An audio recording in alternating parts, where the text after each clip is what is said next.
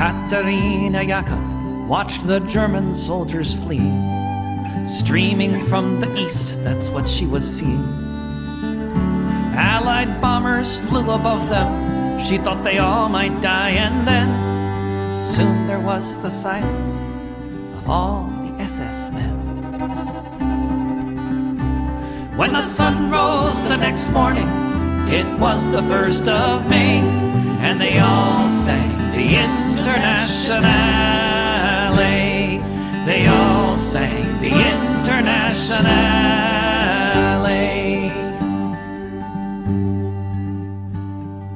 Katharina Jakob saw red flags flapping in the breeze above the Russian tanks, and she fell upon her knees.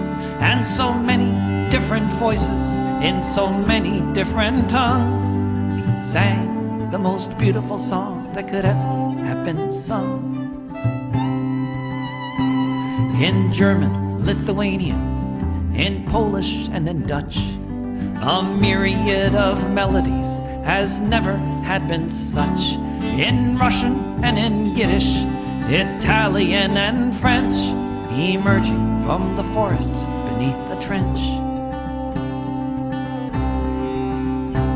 When the sun rose the next morning, it was the 1st of May, and they all sang the Internationale. When the sun rose the next morning, it was the 1st of May, and they all sang the Internationale. They all sang the Internationale. Völker hört die Signale auf zum letzten Gefecht. Die Internationale erkämpft das Menschenrecht. Völker hört die Signale auf zum letzten Gefecht. Die Internationale erkämpft das Menschenrecht.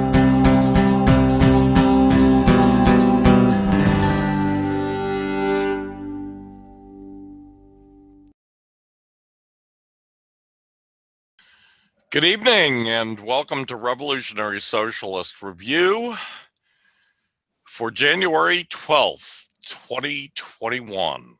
Wow, it's hard to believe we're in 2021. Let's launch right into the show tonight.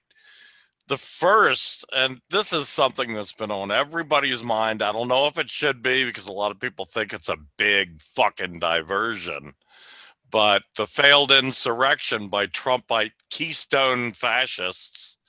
I don't know if people are familiar with the Keystone cops. It was like 50 years before 50 years before I was born, or 45 years, something like that. From I think it was like 1907 to, or 1912, that's what it was. 1912 to 1917.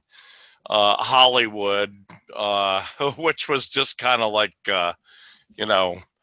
dirt, dusty place with a bunch of shacks. But Hollywood made these short films, comedies, slapstick comedy films about utterly inept cops. Basically, they were called the Keystone Cops. So these fascists that Trump incited, I think that's the only word for it, last Wednesday, they really did remind me of Keystone fascists, Keystone cops. They were just inept in every possible way. It was like they wanted to get arrested, and apparently something like 55 of them have been arrested so far since then. The FBI is out rounding them up in different locations. And, here's the funny thing. People who've investigated this have found that most of these people were middle-class people. Very few working-class people in this cabal here. They were people who could afford just to fly off on a weekend in the middle of a week and go to a Trump rally. halfway across the country or all the way across the country. Some of these people came from the Midwest. They're doctors, lawyers, small business owners, that kind of people.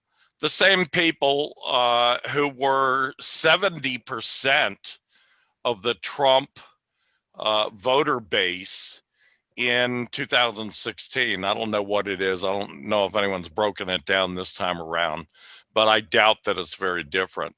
That's why it used to irk the fuck out of me when these idiots would say the white working class elected Trump. No, the white middle class elected Trump.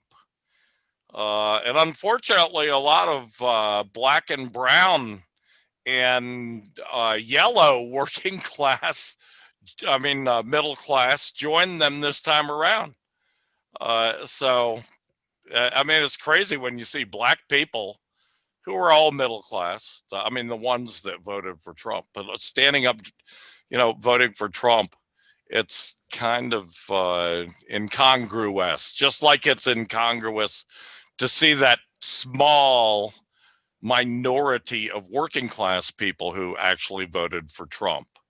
Who are obviously people who are in the aristocracy of labor. They're not, the heart and soul of the working class in this country. Anyway, that's a tangent. This failed insurrection, people have had it on their minds, so I thought I'd start off with that. And, it's got a lot of different aspects. A little bit later on, we'll be talking about, or actually in topic number 2, we'll be talking about censorship on social media platforms, who it's aimed at. And people, I guess Rainer will tell you, Rainer was booted off Facebook yesterday, I think it was, if I'm not mistaken. You can tell us about that, but I thought we'd start off with this comedic insurrection, which was hard to take seriously because it was so inept in the way they did it. I mean, communists would definitely not do an insurrection like that, like these fascists did. It was pretty insane. So what are your thoughts, Rainer? This makes 3 more of these overconfident, self-styled super patriot warriors who've gotten themselves killed because of their own ineptitude. Yeah. I remember a few months back, this one guy, might have been at a protest, and he tried to assault someone, and a security guard shot him, and he immediately died. And now 3 more of these types have gotten themselves killed because they haven't known or seemingly cared about what they're doing. Yeah. What did they think was going to happen? I think what they thought was going to happen was, we're going to take back our country, because Trump and a lot of other Republican leaders have told them to. Remember last month when the Arizona GOP agreed with a tweet? It retweeted a tweet that was calling for people to sacrifice their lives, potentially to fight for this phony cause of trying to keep Trump in office. And the Arizona GOP retweeted it and said, "Are you?" Now this is the result. Yeah, there's been a lot of incitement coming out of the Republican Party, leading to this. So it's no surprise, but in a way, you've got to feel sorry for these people because they're all obviously so stupid. They didn't seem to realize they were putting themselves on Trump's chopping block. Making martyrs of themselves for their hero. So it's just insane, if you ask me. And I never felt threatened from beginning to end. I never felt this was a threat, to tell you the truth, because these people are so inept. you know, they follow their leader in that too, because Trump is obviously extremely inept as well. Trump couldn't plan his way out of a paper bag, much less plan an authentic insurrection. Obviously, the actual state is obeying their loyally obeying their masters in the capitalist ruling class, just as they have done for 245 years. No change there. And the you know they didn't take Trump seriously either. So not a threat. You know, the liberals are, you know, crying that the sky is falling down, and you know they're acting like Chicken Little, but this is not that. This is a bunch of inept idiots throwing themselves on the on the bonfire to add fuel to Trump's big exit. So anyway, enough said.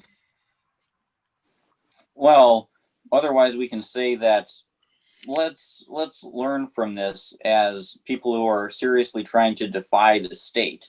Let's do martial arts training. Let's do combat training. Let's make sure to carefully plan out whatever actions we take. Obviously, we can't do something like this now.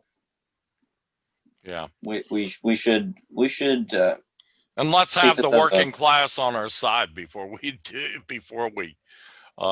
you know, launch into any premature strikes, you know, any premature insurrections or whatnot. I mean, you know, there are a lot of lessons in the Russian Revolution and what are called the July days of the Russian Revolution, when the working class just got totally fed up with the liberal Menshevik provisional government, which did not seem to be listening at all to the working class. And there was a spontaneous uprising, kind of like this, except that it was of working class people, you know, who were hungry, starving, wanting to get something done. And they started launching into these to a massive attack on the provisional government of Kerensky. Kerensky, I believe, was the head of the provisional government by that point. And of course, Kerensky was a socialist revolutionary, which was a kind of a peasant-based social democrat organization. It's really funny. Kerensky's father was a professor at a university, and he was Vladimir Lenin's professor. So, you know, small world, I guess you'd say. But Kerensky, you know, did everything wrong, as we would expect from social democrats. Most of the social democrats back then were Mensheviks, but also there was this Socialist Revolutionary Party, which was a peasant-based, kind of a mix between social democracy and populism. And they were actually the largest party, simply because the peasantry made up 80% of the population of the Russian empire back then. But anyway, the working class launched this basically a semi-insurrection, an unorganized, unplanned insurrection against the Kerensky government. And it turned out to be a pretty big failure. Lenin ran around doing everything he could, and all the Bolsheviks did everything they could to tamp it down and to tell working class people to wait. But the anger was just, it erupted spontaneously. And of course, the Kerensky government used that as an excuse to arrest Bolsheviks, all the leading Bolsheviks. Lenin was able to get away. He snuck out of the country to Finland, which they were in St. Petersburg. So Finland from St. Petersburg is not that long of distance. And he snuck away to Finland and hid out there. So the Kerensky government was not able to get hold of Lenin. Lenin was still able to, communicate with his comrades and to organize and to write and communicate with the rank and file of the Bolshevik Party. But we've had our fair share of these premature working class eruptions too, that come at too early, that are not organized. And that's the real lesson here, is that these kind of things have got to be organized. You've got to have the working class on your side. The working class needs leadership. It needs a vanguard, preferably a vanguard of working class people. But of course, the vanguards of the working class are typically made up to some extent by middle class people as well. Middle class people who've come to a revolutionary consciousness, which typically happens. I mean, there are middle class people that become revolutionaries as well. And yeah, I mean, there's a lesson there. Watching these idiots, these Keystone fascists operate, really reminds us of all the lessons from our own history.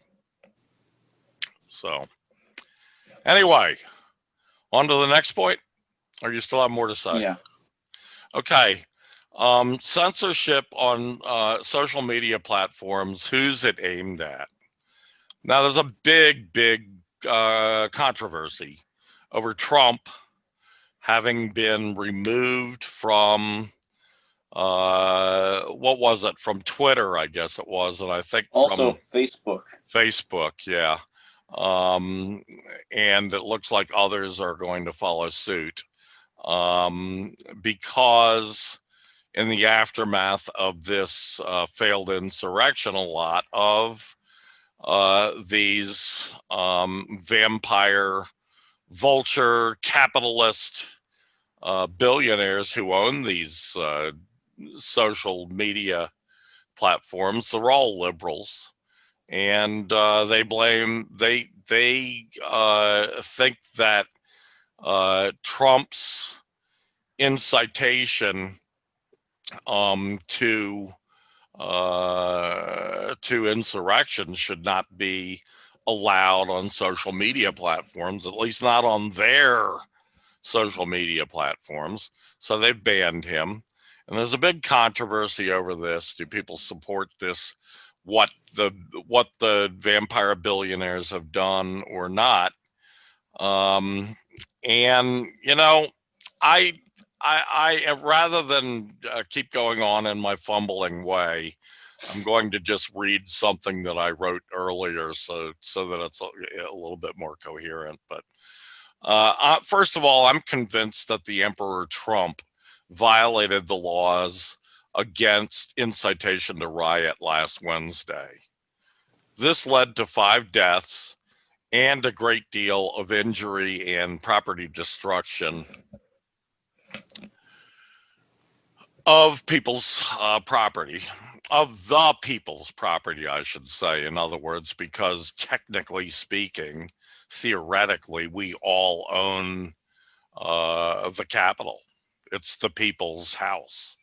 That said, there are laws against such incitation to riot, and the emperor should be arrested, tried, and executed under these laws, not to mention the international laws and treaties against war crimes, which Trump has violated thousands of times. But it's not up to privately owned vulture corporations owned by a few liberal billionaires to punish Trump. That is up to the judiciary. And I would point out that these social media platforms are in fact public utilities. They are that. They would be, if they were categorized, they'd be categorized as public utilities. Now they're privately owned public utilities, but they're public utilities that the private owners have invited the public to use.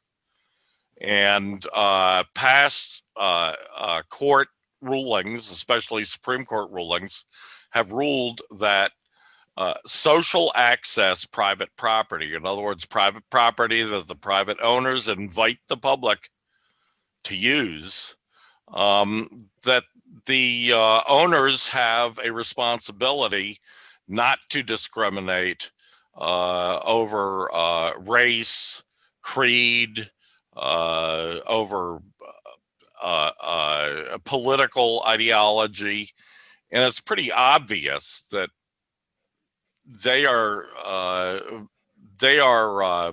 these billionaires are discriminating over political ideology. What a person says, not what a person does. As I said, this is up to the judiciary to judge this. Not that I trust the judiciary, but it's certainly not up to these vampire capitalists who own the social media platforms. Even in an evil empire, there are basic laws to protect public safety, and Trump has violated them, leading to the death of 5 people. And for that, he should be arrested, tried, and executed, in my opinion. I favor the guillotine as a humane form of execution for such mass murdering criminals as Trump. I'd like to see every living past president standing next to him in the docket to be judged similarly, because they are all mass murderers. Still, I don't think a privately owned public utility such as Facebook, Google, or Amazon should be censoring anyone. In the past few months, these vulture capitalists have been using social media to attack socialists and communists, banning them, us, and removing their accounts, including this recent attack I just mentioned on our own Rainer Shea, because of what he thinks, says, and writes. So, hey, it's not like the criminal capitalists who own social media public utilities need any new precedents to attack our basic rights. They've been doing this for quite some time now, before Trump or any other right-wing fascist nuts have been attacked. But they will obviously still use their banning of the criminal Trump as a false analogy for what they do to us. Rainer, what are your thoughts? Remember 2.5 years ago when Alex Jones was banned from all of these platforms for similar reasons? Yeah. Well, probably for similar reasons. You can find plenty of reasons to want to remove Alex Jones, since he's a reactionary who puts forth very dangerous viewpoints that have sometimes bordered on incitement against public figures. Like, I don't like Brian Stelter, but I don't want to see him murdered. Yeah. And 2.5 years ago, all these social media companies took advantage of these good reasons to not want Alex Jones in the public sphere to ban him. And then they use this as a precedent, it's pretty clear, to purge hundreds of accounts such as I think Venezuela analysis was one of them. Another Right. one was a police accountability page. And then one of these weird think tank guys said in an interview that these bannings on Facebook from I think it was October 2018 were going to be just the start of it. That these think tanks, in collaboration with these big tech companies, were just getting started in their project to purge the internet of disfavored material. Since then, we've seen plenty of examples of media sites like the Gray Zone, Venezuela analysis getting censored. We've seen plenty of examples of social media companies restricting the speech of foreign leaders who displease the United States. We've seen examples of pro-Chinese accounts getting removed supposedly for spreading disinformation. And now in these last couple of days, they've used the precedent of the Trump ban to carry out the removal of a number of public figures and groups who are leftist or communist. Susie Dawson, the journalist who has heavily covered WikiLeaks, is one of them. Another one of these accounts that was recently removed from Twitter is, I think it was a Red Scare podcast. That might be its name. Caitlin Johnstone and who was it, Max Blumenthal or Ben Norton? I think it was Max Blumenthal, pointed out how these accounts have been getting banned. And it looks like I got banned from Facebook at just the right time to get into these discussions about censorship that are so hot right now. Right. And thankfully, Facebook just let me back in. Albeit after making me provide a photo of an ID. But yeah, this was a strange coincidence for me, to the point where I doubt it was a coincidence, because Facebook told me that my content had violated their terms of service, which I don't recall having happened in the last several times that I was banned from Facebook. Yeah. And it's weird. These corporations are obtuse and unaccountable, and there's ambiguity, as is usually the case with the internet. Yeah, by the way, one of the articles that I consulted when thinking this topic through came from Caitlin Johnston that you mentioned just prior, and it's from consortiumnews.com, and the article is titled "Boot Coming Down Hard and Fast on Social Media," and Caitlin, it's really great article. She cites dozens and dozens and dozens of left, socialist, communist commentators, podcasts, and so forth that have been deplatformed, as they say, by these big social media platforms like Facebook and Twitter. So people might want to check that out at consortiumnews.com. There were others that I saw, as you mentioned. I think that the Gray Zone has been keeping up on this and reporting about it as well. I've noted that the Greenville Post has been reporting on this topic as well. So yeah, people are aware of it. It is getting worse and worse. They're using this to basically to muzzle the socialist and communist left in America. Why is that? Why is that? It's because we're becoming more effective. It's because people are listening, and that starts to frighten them. Rainer, you were on a show yesterday. I don't, what's it called? Like, don't have all the answers or something like that? No easy answers. No easy answers, yeah. So I ended up, I thought I was just going to listen maybe to the first 15 minutes or so, get a feel for what you were saying there. But I ended up listening to the whole show. It was excellent, actually. A great interview of you. And you did a great job in it. And among other things, you were talking about preparing for fighting these criminals. Fighting the criminal fascist element that runs our government now, and fighting the fascist onslaught that's more and more coming at us every day. And you started talking about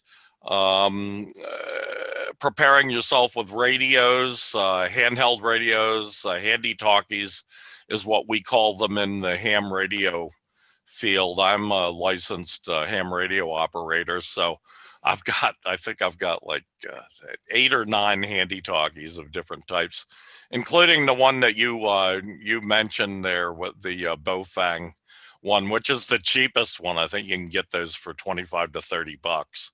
They're extremely inexpensive, and you've got to know a lot of, you've got to be ready to do some basic programming with the Bofang, because it's not, it doesn't come all already programmed like, for the simpleton, like some of the more expensive ones, the ones from ICOM and so forth are, they're a lot more fancier, but they cost $300, $400, $500, $600. So anyway, getting prepared that way, getting prepared with radio communications, with other types of communications, is really important. And it's not that expensive as people might think. I mean, with these cheap Chinese handy talkies that you can get these days for, less than 30 or 40 bucks. You can get these that are quite handy. They call them handy talkies, so they're very handy, and that's one way. And of course, these are short-term communication. They only go line of sight, and so they usually only reach about 6 miles, because at about 6 miles distance, the curvature of the Earth like falls off, so you're not getting line of sight anymore. But there are all over the country, and almost everywhere, there are repeaters, which basically pick up the signal from your handy talkie and repeat it. Like here in Phoenix, we're surrounded by mountains, and all the mountains have repeaters on them, and they receive my transmission, and then they send it off to the next valley and the next one and the next one. So you can get pretty far with those, or you can use it like among friends, pick out a frequency that no one else is using, and use it among friends, or among political collaborators or whatnot. So it's a very good idea to get into that. And there are similar things you can do with setting up your own community internets, getting a whole bunch of people to connect their Wi-Fi systems, house to house, or house to the house 3-4 houses away or whatever. You can do it that way, or I've heard that some people put special software on their phones that allow their phones to their smartphones to communicate in a kind of a private network like that as well. So there are various forms of technology, of communications technology that we can use to better connect us. That's a really good idea, and one that people should talk about. Anyway, anything more on that one? Look up the Indigenous Anarchist Federation's page on communications equipment for rebels. It's where I got the idea. Yeah. We Marxists like to decry the anarchists for lacking a material analysis, but these anarchists have looked at the material conditions in this country, and they've shown me that I have some things to learn. Yeah. Yeah, we have a whole hell of a lot more in common with anarchists than we do in dispute. However, there are some crucial things that we dispute about the anarchist approach. But there's certainly much common ground for us to build coalitions upon. And that's what coalitions are for. You know, you have coalitions because not everybody's going to fit in the same party. So, yeah. Lenin, for instance, was a strong advocate of building coalitions with anarchists, working with anarchists. And despite the fact that, and it was an anarchist who shot him and in 1918 and severely injured him, probably caused him to have 5 or 6 years later to have a premature death. But on the other side of the coin, many Russian anarchists ended up joining the Bolshevik Party and becoming good communists after the revolution. So, there's the yin and the yang in every aspect of life.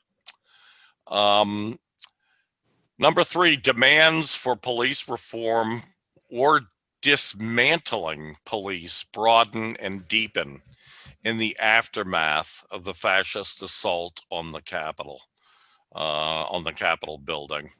Now, there are several articles that are pointing this out. There was a lot of discussion about how the police have treated Black Lives Matter, anti-police brutality, anti-police state demonstrations over the last 6-7 months, as opposed to how they treated these fascists. These fascists were treated with kid gloves. And why is that?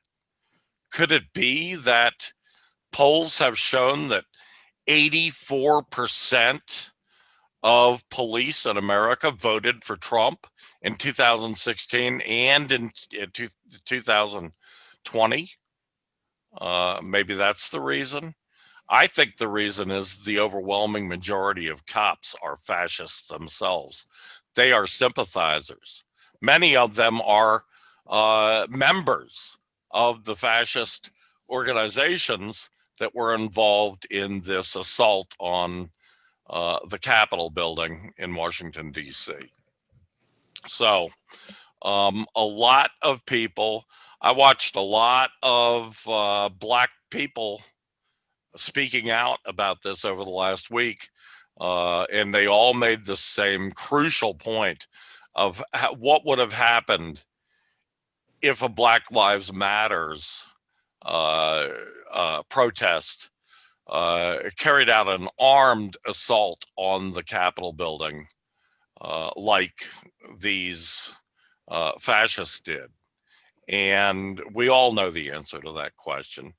And so this has really deepened the calls, the demands for the either reform, the more, the liberalish types are calling for reform of the police, which we revolutionaries know is impossible, or calling for the complete dismantling of police and replacing these fascist police forces with something that is built from ground up not to be a fascist police force. Of course, ultimately, that really can't happen without a socialist revolution, without the establishment of a socialist workers' state. However, as a transitional demand, as Trotsky would have called it, in other words, as a demand that makes good sense to working class people, even though, you know, we who are trained Marxist-Leninists know that it's impossible under capitalism. The demand for getting rid of these fascist police forces makes a lot of sense to a lot of people, especially black and brown working class people who have direct experience with the brunt of the fascistic side of the police in America. So these demands, like Medicare for all, there's another good example. These demands don't seem to be possible to be realized under the current system, and this is the point. By making these demands and by having the system fail us time and time again, we're showing the masses that proletarian revolution is their only option. it's a teaching moment, as they used to say. Right? Right. So, yeah. Anything more, Rainer? Anything else you wanted to add to that? Well, I do see parallels to this whole Medicare for all debate and the force the vote thing.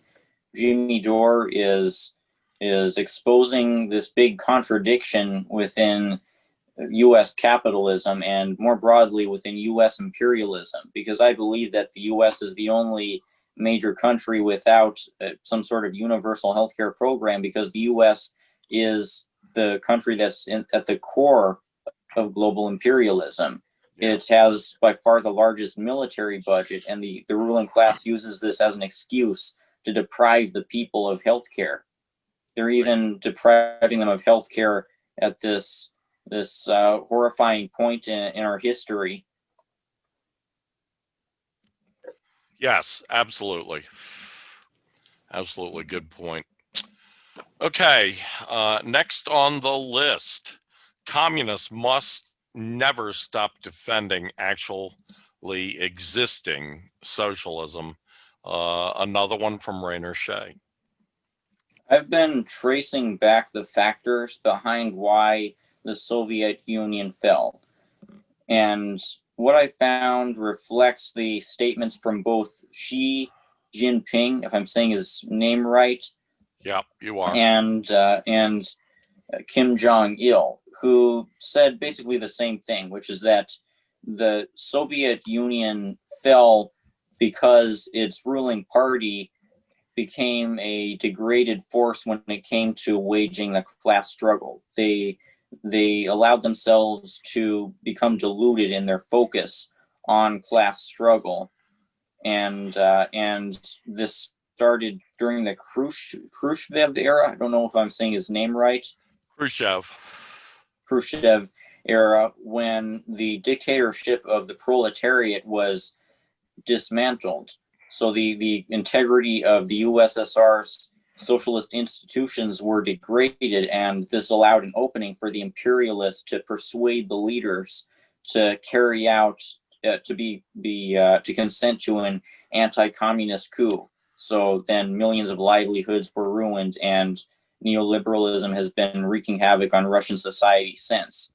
And I think this can all be traced back to when Khrushchev was able to exploit the lies that the bourgeoisie had told about Stalin and slander Stalin in his secret speech, repeat all of these lies about Stalin and use this as justification for dismantling the Leninist system that Stalin had upheld. Khrushchev was acting like he was democratizing the Soviet Union, that he was moving past this supposedly fundamentally flawed and evil system that Stalin was claimed to have represented. And this was justified through the propaganda that Khrushchev legitimized, and that Grover Furr has debunked in his book Khrushchev Lied. Now we see the imperialist propagandists and the anti-communist ideologues slandering the modern socialist states in similar ways. They're accusing China of genocide against the Uyghurs using sketchy sources like Adrian Zenz. They're claiming that Kim Jong-un is an autocratic dictator who perpetually commits crimes against humanity, even though all of this is unsubstantiated and based in a misleading portrayal, to say the least, of the DPRK's workers' democracy. They also claim that Laos, am I saying it right? Laos and Vietnam and Cuba are undemocratic. This is the narrative that they're consistently pushing, in parallel to the anti-Stalin narrative that Marxist-Leninist countries are undemocratic and therefore they need to have democracy brought to them. Thankfully, the leaders of these modern socialist states aren't giving into the criticism that the anti-communist propagandists put out against their countries. They're not pushing to dismantle the dictatorship of the proletariat within their countries in order to prove to the imperialist propagandists that their countries are democratizing. Yes, I believe that what really put the kibosh on the Communist Party of the Soviet Union being a class struggle instrument was when Khrushchev declared a couple of things. First of all, he declared that he wanted peaceful coexistence with all the imperialist countries. So in other words, just giving up the class struggle with the highest form of capitalism, imperialism. And number two, when he declared that the Communist Party had become an all people's party, a party of all people, because the Soviet Union was moving towards a classless society, which was kind of bullshit in the 50s. But basically, he just opened the floodgates to all these counter-revolutionary, anti-revolutionary elements in Russian society, and not just Russian, in Soviet society. So, in all the 15 Soviet republics, not just Russia. But he just opened the floodgates to turning this class struggle instrument into an instrument that repudiated class struggle. And I firmly believe that what got the ball rolling in this direction was Stalin's adaptation of the Popular Front strategy, which is a class collaborationist strategy, which basically repudiates class struggle because it says we can block with the progressive elements of the capitalist class against fascism. Now, I understand why Stalin did that. He was looking, first of all, for some breathing room for the Soviet Union to grow. He was looking for ways to expand the coalition of forces against fascism. And fascism was a deadly threat in the late 1930s. In 1936, basically, 1935, when Stalin did this. But it got the ball rolling because towards what Khrushchev later did, because it opened up this idea that there was nothing wrong with class collaboration, collaborating with your mortal class enemies. I firmly believe that there is a great deal wrong with that. And whatever you buy in short-term breathing space, it just is not worth the long-term degradation of the party, degradation of the entire society, degradation of the whole idea that class struggle must continue until communism is achieved. And that is going to be, as we've seen in the last 100 years, that is a long-term process to build a society where we no longer have classes. Because you know what? In the 1950s, there were still classes in the Soviet Union. And there were classes who were, they were kind of quiet, they were surreptitious, but they were opposed to the working class, and they were happy to march into the Communist Party when Khrushchev allowed them to, and start destroying it from within.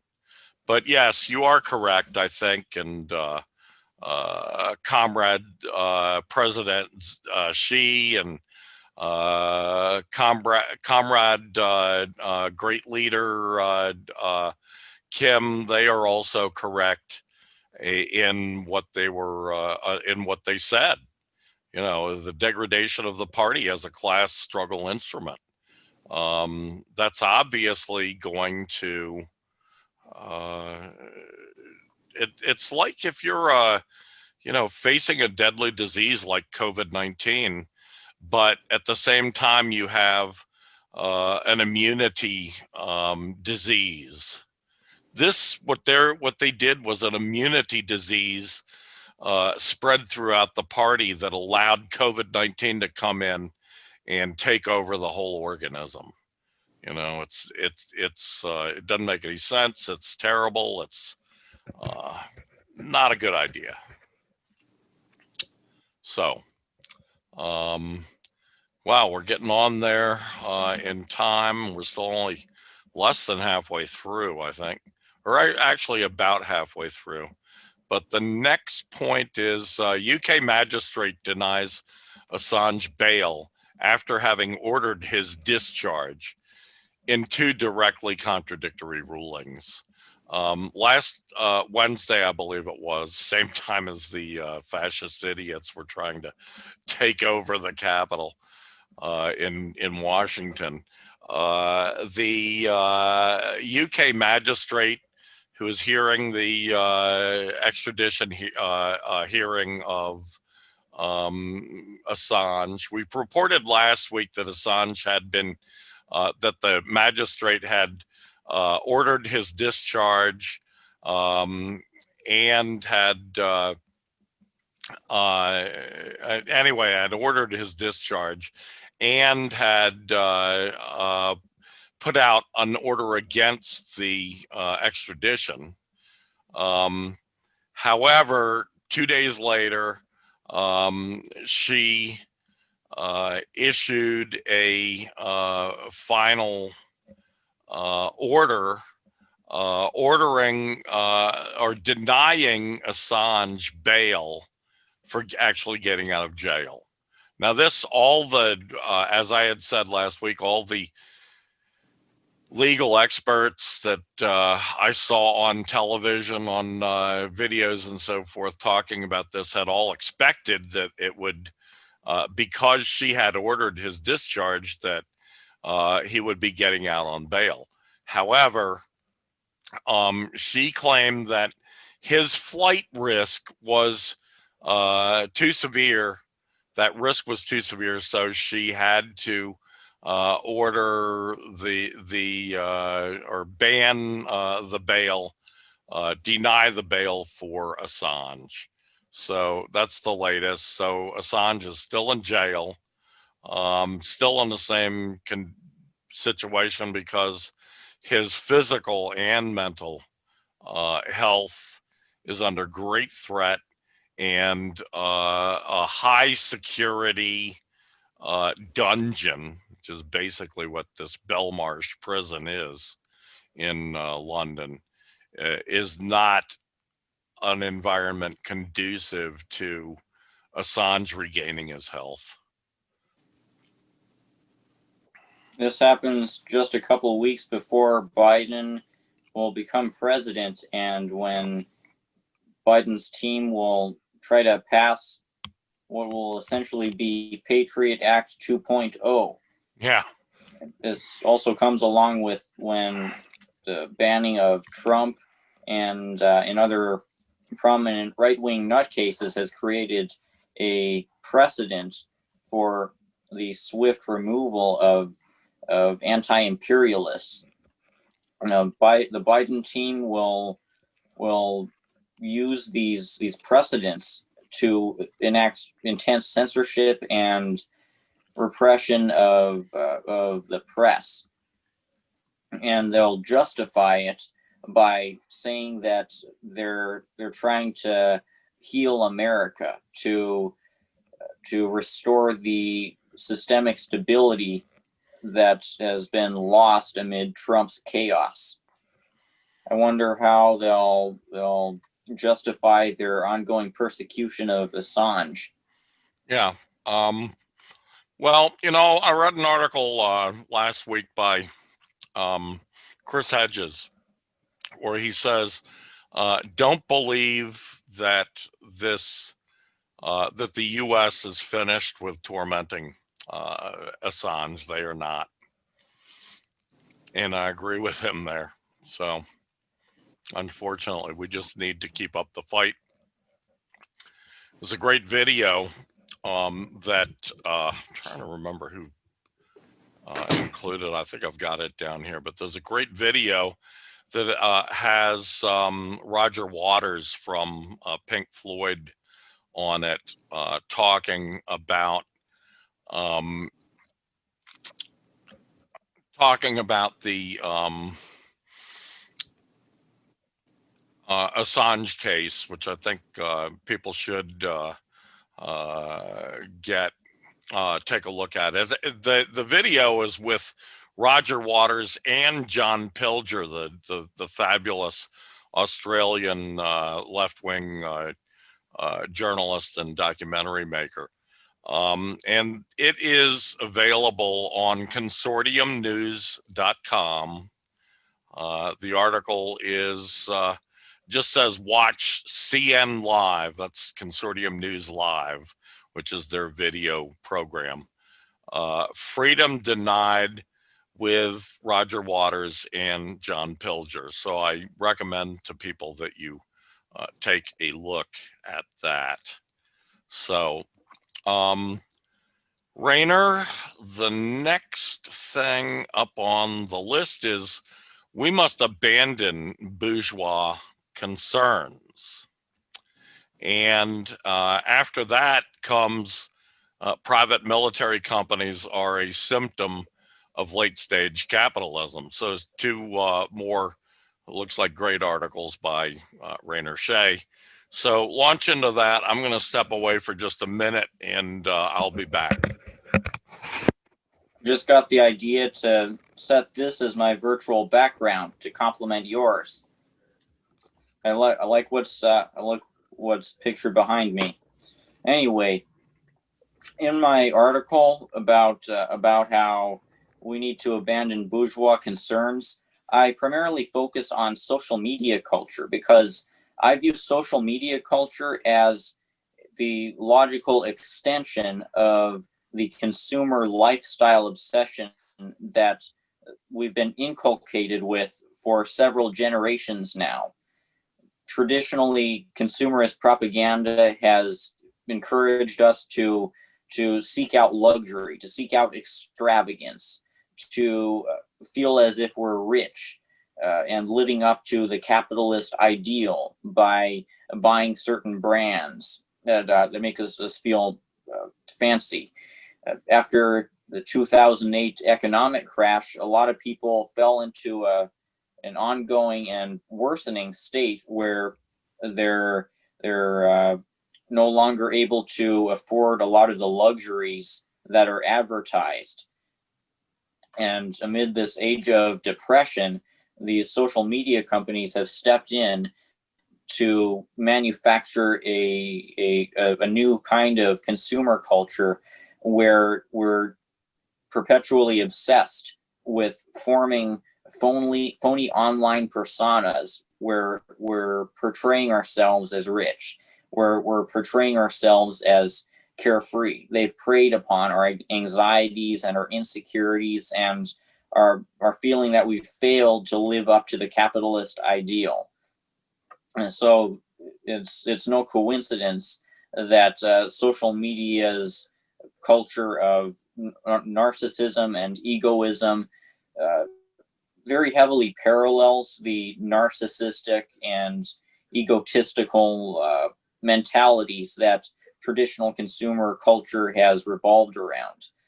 Like how we've been encouraged to feel validated if we buy a certain product, a certain car, a certain type of clothing, buy this certain type of beauty product.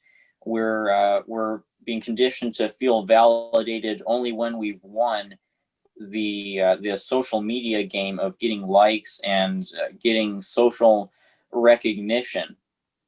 It's this electronic hallucination that they've manufactured for us, where we're absorbing ourselves in this game that the corporations have created.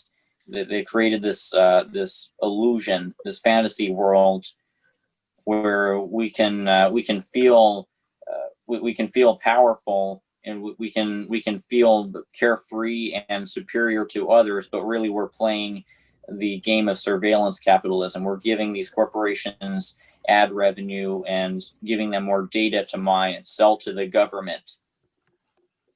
Surveillance capitalism is you could call it the post 2008 manifestation of consumer culture, of this lifestyle obsession, because surveillance capitalism, or modern social media culture, became what it is in the aftermath of the 2008 economic crash. And I think this is no coincidence, because again, these social media companies have been exploiting the social ill of poverty and anxiety and mental illness.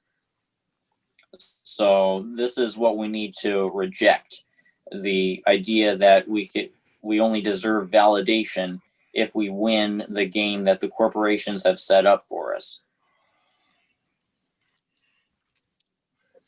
Yes, absolutely. It's an insidious thing, isn't it? The mind games, so to speak, that they play on us. They're very sophisticated, and they are insidious. They're designed, just like everything else about capitalism, to oppress us and to exploit us. They're designed to break us down and build us up in their mold, so to speak. And it's good advice. Good advice you're giving there. We must abandon bourgeois concerns. Fuck the bourgeoisie. That's my view, anyway. So, anything else on that?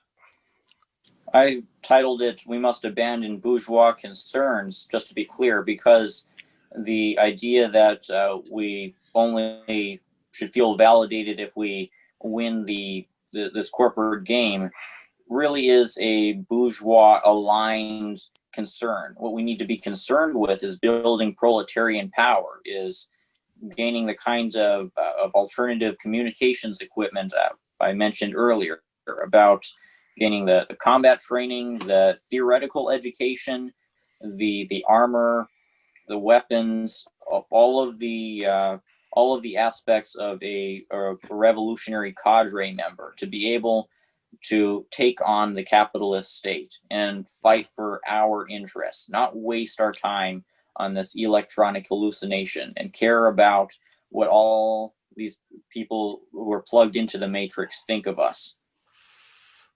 Yeah, I would say to be prepared to defend ourselves, because when we're out doing what we do, which is a peaceful action towards building a better world, the capitalist class will be attacking us with the most brutal forms of violence.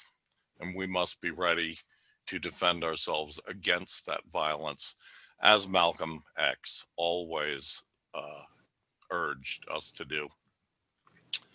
Malcolm, to me, was the greatest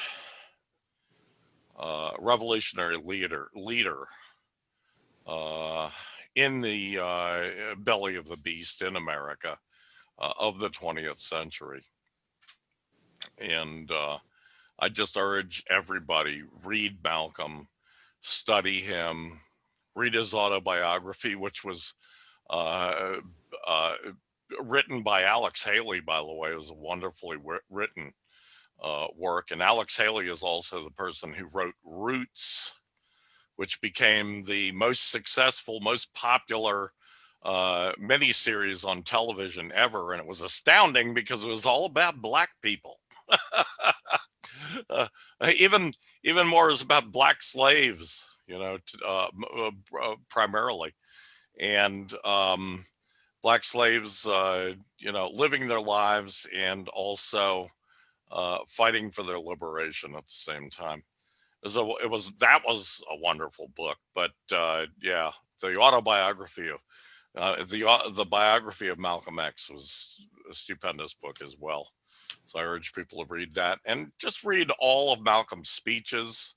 Watch them; they're on YouTube. Just look up Malcolm X's speeches. You know, bullets or ballots. That was one of his great ones. Anyway, next on the list, we have private military companies are a symptom of late stage capitalism. This is our final subject, right? No, we've got COVID-19 will be the worst outbreak we'll ever see after this. Oh, yes. These private military companies that you've been hearing about in the news lately, they're another thing in the vein of what I just discussed in terms of the social media companies, because like the social media companies, they commodify the social ills of late stage capitalism. And the social ill that they're commodifying is violence, pure and simple. They thrive on the proliferation of violence and bloodshed, and naturally they're further eroding the accountability, if there ever was any accountability within the imperialist system. They've privatized. They're in the process of privatizing, and they probably will make it more thorough. The process with which the U.S. wages war. There's a scene from the action movie Snowpiercer. You might have seen it, where these guys, a crowd of guys with masks and axes, they what did they do? They cut their axes into the fish. They passed the fish around so that they would all redden their axes before the battle, so that all of their axes would be red, and there would be a kind of anonymity before they carry out the atrocities. And this is kind of what Trump has done by pardoning those 4 Blackwater mercenaries who had killed 14 people, including 2 children, in 2007. He's established or rather he's made more thorough the dynamic of impunity that these late stage imperialist mercenaries have gained. And I think that in the coming years and decades, this dynamic of impunity and this dynamic of an impune, privatized military force is going to be felt within the United States as the empire's wars come home.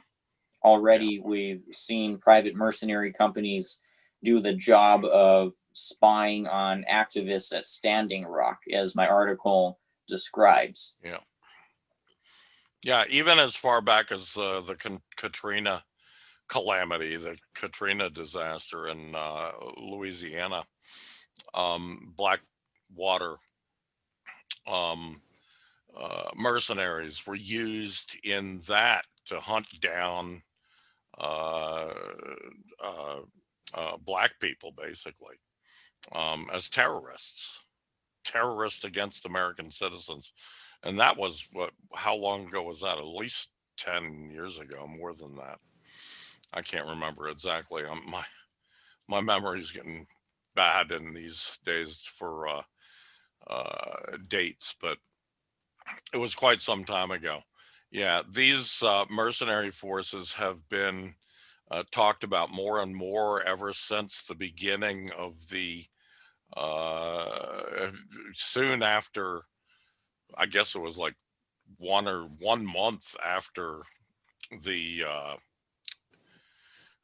11 I'm sorry 9/11 2001 terrorist attack.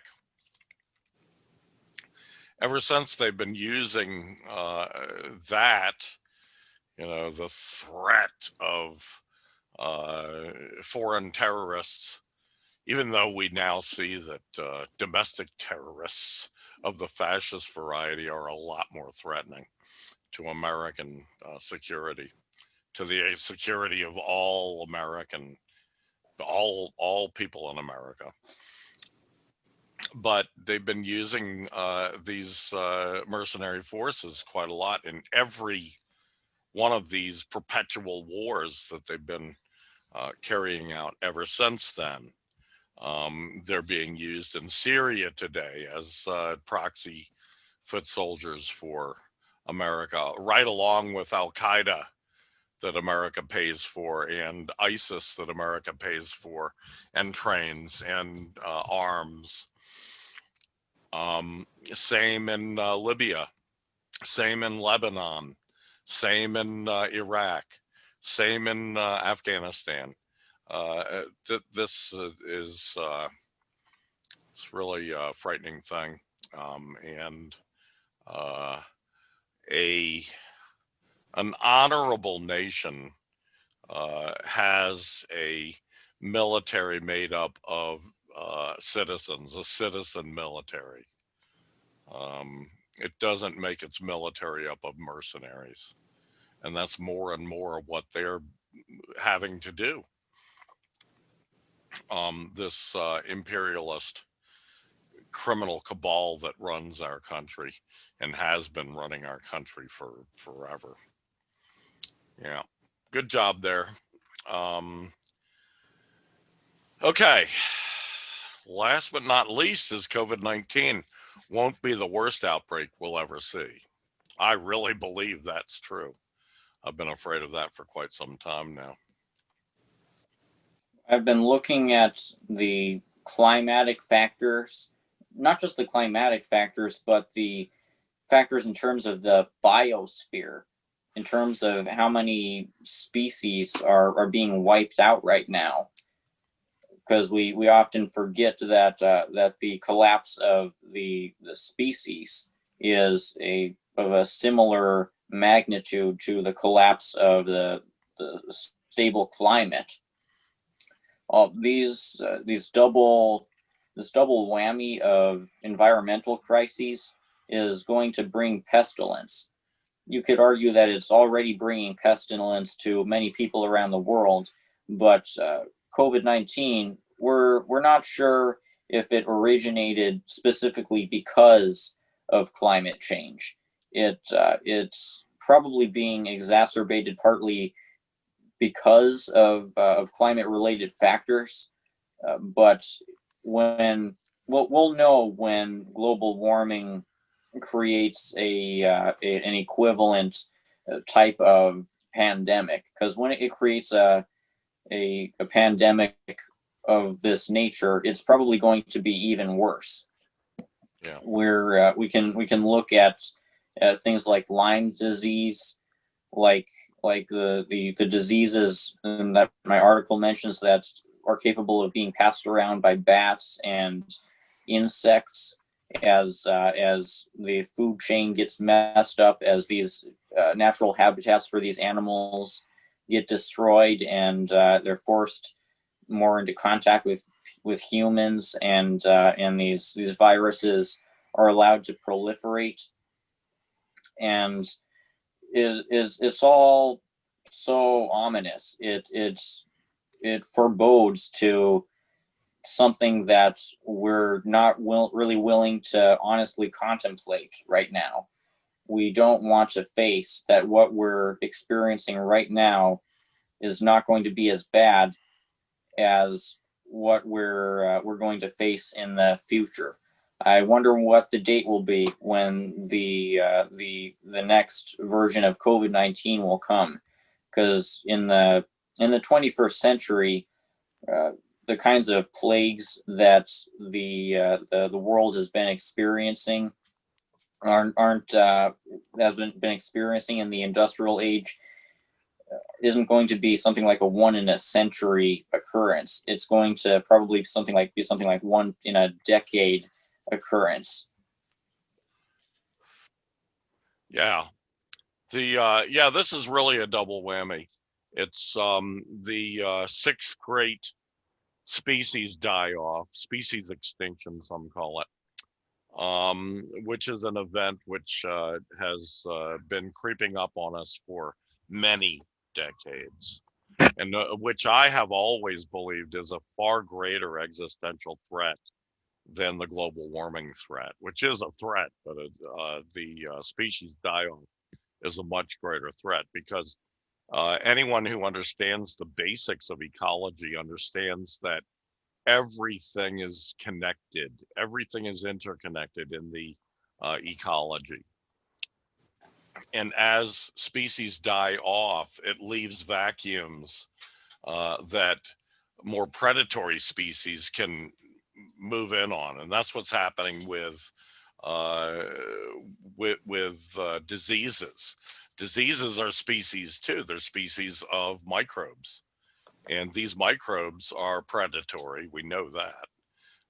They're and they are moving into these vacuums left by the absence of the species that were there before and have died off, have gone extinct.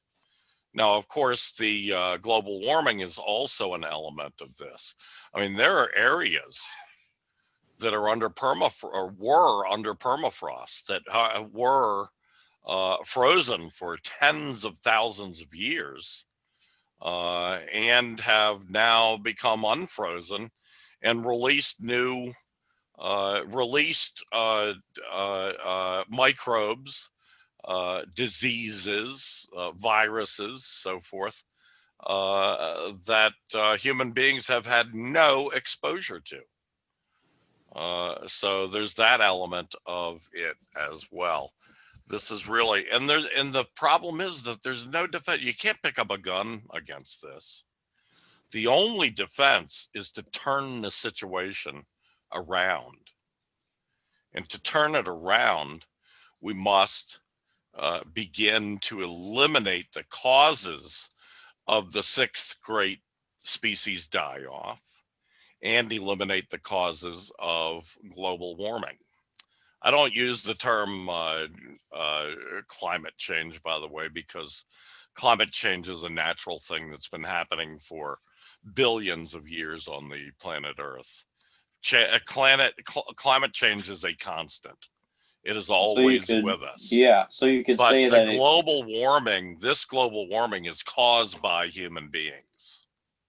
So you could say that the term climate change gives kind of an implicit concession to the types who deny global warming, because I've seen them